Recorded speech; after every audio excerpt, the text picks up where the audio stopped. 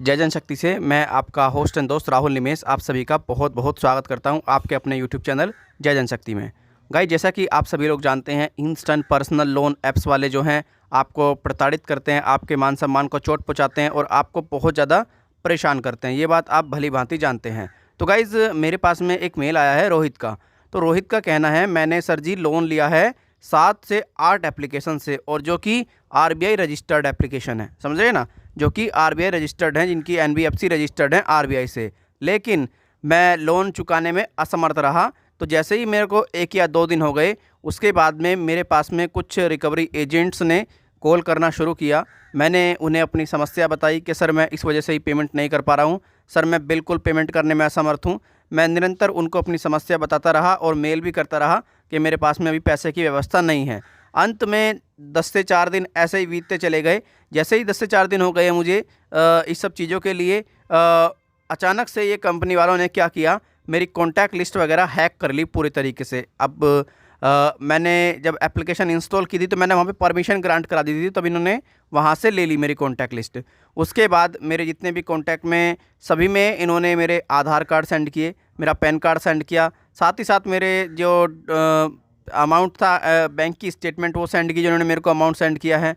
और मुझे इतना परेशान कर दिया कि मैं आत्महत्या करने के लिए तैयार हो गया। फिर अचानक से मैं किसी यूट्यूब चैनल पर वीडियोस देख रहा था, मुझे इनकी सच्चाई पता लगी, तो मैंने ऐसा कुछ नहीं किया और अब मैंने ठान लिया है मैं इनका पैसा वापस नहीं करूँगा, चाहे ये कुछ भी कर लें। तो आप मुझे बताइए ये क्या कर सकते हैं। तो देखिए, मैं आपको बता देता हूँ। देखिए, आप चाहे 1 रुपये का लोन लें, चाहे कितने रुपये का भी लोन लें, उसकी वापसी करनी होती है। ये बात आप भली भांति समझिएगा, ठीक है, अच्छे से। क्योंकि अगर नहीं आप करेंगे तो इनके पास में एक ब्रह्मा अस्त्र है जिसको ये प्रयोग करते हैं, ठीक है। उसका ये प्रयोग करके आपके जो सिविल को है ना, पूरे तरीके से ख़राब कर देते हैं। फिर आप कहीं भी फ्यूचर में लोन वगैरह नहीं ले पाएंगे। ये आपकी सबसे बड़ी समस्या आ जाएगी। अगर आपका सिविल आपके लिए रिक्वायर्ड है तो देखिए पेमेंट करें। बट मैं एक सलाह आपको दूंगा।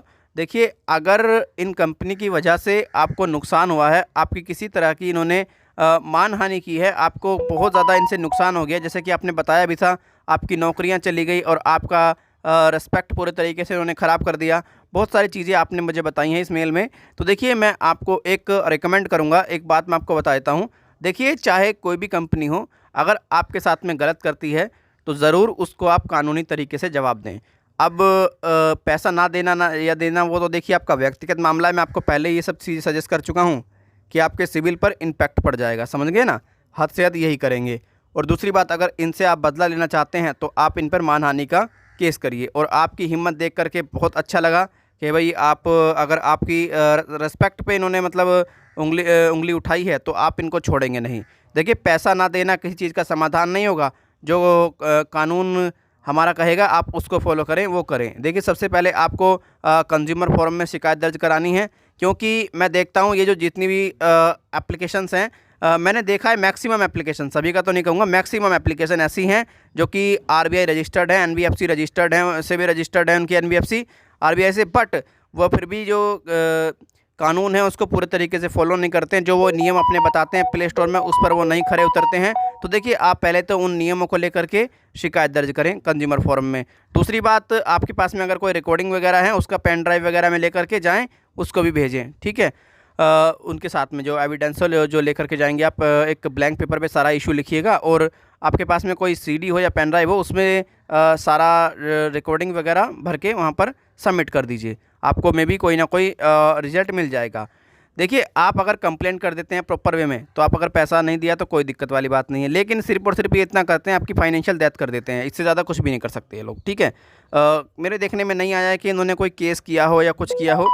जिस भाई की देखिए जेन्युइन प्रॉब्लम है, उसे तो कोई डरने वाली बात नहीं है अगर वो ना भी पेमेंट कर रहा है। लेकिन फिर भी मैं आपसे ये रिकमेंड करूँगा कि भैया, जो व्यक्ति लड़ सकता है इनसे, जो व्यक्ति इनसे बराबरी कर सकता है, वही पेमेंट रोके तो अच्छी बात है। अदरवाइज़ जो कुछ नहीं कर सकता, जिसके अंदर लड़ने की हिम्मत नहीं है, जो कुछ कर ही नहीं सकता, तो देखिए वो तो चुप बैठ जाए, पैसा देने में उसका बेनिफिट है। लेकिन जो लड़ सकता है, जो इन्हें जवाब दे सकता है, फिर तो वो पैसा भी रोक रहा है तो कोई दिक्कत वाली बात नहीं, क्योंकि वो कानूनी तरीके से पैसा उनका वापस करना चाह रहा है, ठीक है। तो उम्मीद करता हूँ ये छोटी सी वीडियो आपको पसंद आई होगी। यही आपको इसमें बताना था कि देखिए, अगर आपके साथ में भी कोई गलत हुआ है तो आप भी डरे ना, घबराएं ना, और मैक्सिमम इनकी कंप्लेंट दर्ज करें और इनका पैसा कानूनी तरीके से ही वापस करें। जैसे कि ये भाई हमारे तैयार हैं कानूनी तरीके से पैसा वापस करने के लिए और इनको मुंह तोड़ जवाब देने के लिए तैयार हैं। तो आप अगर कोई आपके साथ में बदतमीजी करता है, गलत बोलता है, उसका प्रॉपर रिकॉर्ड रखें, उसकी सारी जानकारी लेकर के कंज्यूमर फोरम में सबमिट कराएं। और फिर अगर बंदा धमकी दे रहा है, मारने पीटने की बात कर रहा है, तो उसके लिए पुलिस स्टेशन में आप विजिट कर सकते हैं। वीडियो अच्छी लगी है लाइक शेयर और चैनल को सब्सक्राइब करें। धन्यवाद।